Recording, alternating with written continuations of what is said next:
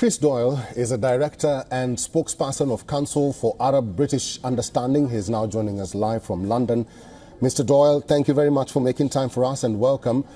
What is going to happen next now that we know that Israel has told Iran not to retaliate, but there are so many critics who are saying that if Iran decides to retaliate for the strikes that Israel did, then this escalation is going to be worse and uncontrollable?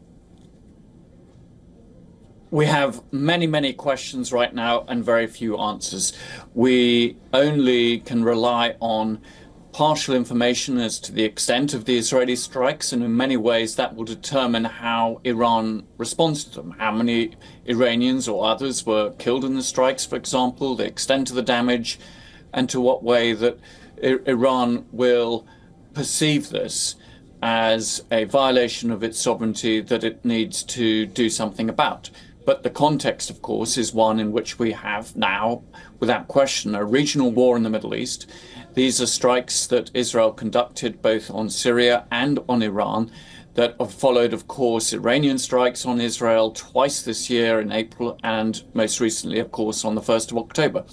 So we're into a situation of missile ping pong at one level, but also engagement between Israel and Iranian allies such as Hezbollah in Lebanon and Hamas in Gaza, even the Houthis in Yemen, as well as a considerable number of strikes in Syria itself.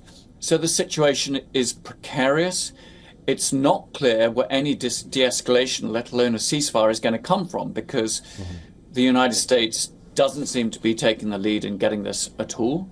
We have seen various envoys from the United States, including Secretary of State Antony Blinken, come to the region, but leave empty-handed. And if anything, many people in the region believe that the United States is comfortable, the Biden administration, with what has happened in recent weeks, that they have green-lighted the Israeli invasion of Lebanon and are going to be pretty comfortable with these Israeli strikes on Iranian military targets. Mr. Doyle, let's talk about that ceasefire, because now that you brought it up, this region is seemingly volatile. It's getting worse by the day. There are some countries in this region which are stable. There are those critics who say, why are these countries not engaging Israel with the other countries like Lebanon or Syria or Iran in this matter, to try and resolve their issues? Why do they have to rely on the United States? Why do they have to rely on the West? Who can broker a peace deal within the region? Well, there are many different facets to answering that question. I think, first of all, that it is the United States has the key influence on Israel. And Israel is the dominant actor in this, in that it is a military superpower in terms of the region, an economic powerhouse, and one with a lot of diplomatic clout. So without the United States, it's very difficult to influence Israel.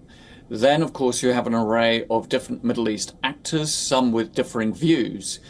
And I think what one doesn't see is them working together to try to find that sort of path towards de-escalation. They have differing agendas. Saudi Arabia and the United Arab Emirates, for example, have today condemned the Israeli strikes on Iran. Now, that is somewhat of a surprise if you wanted to go back 4 or 5 years ago, because both those countries might have been expected to be somewhat more silent about this because they had a more anti-Iranian posture. But you'll remember, of course, that Iran and Saudi Arabia came to understandings last year brokered by China. And I think it shows the nervousness of particularly the Gulf Arab states about the implications of a broader regional war, that Iran, for example, might decide to respond against their interests. Now, this was a particular threat if Israeli strikes had hit Iran's oil and gas infrastructure. It seems that the United States did have an influence in ensuring that the strikes were on military targets alone. And we believe that it wasn't against nuclear sites. But certainly, I think there is a failure of leadership. That failure of leadership is not just amongst the actors who are engaging in this conflict, is at the international community level, the key major powers, and as you suggest in your question, amongst regional leaders. Okay, we'll have to leave it there. Thank you very much. I've been talking to Mr. Chris Doyle, who's the director and spokesperson for Council for Arab-British Understanding. Mr. Doyle, as always, thank you for your time.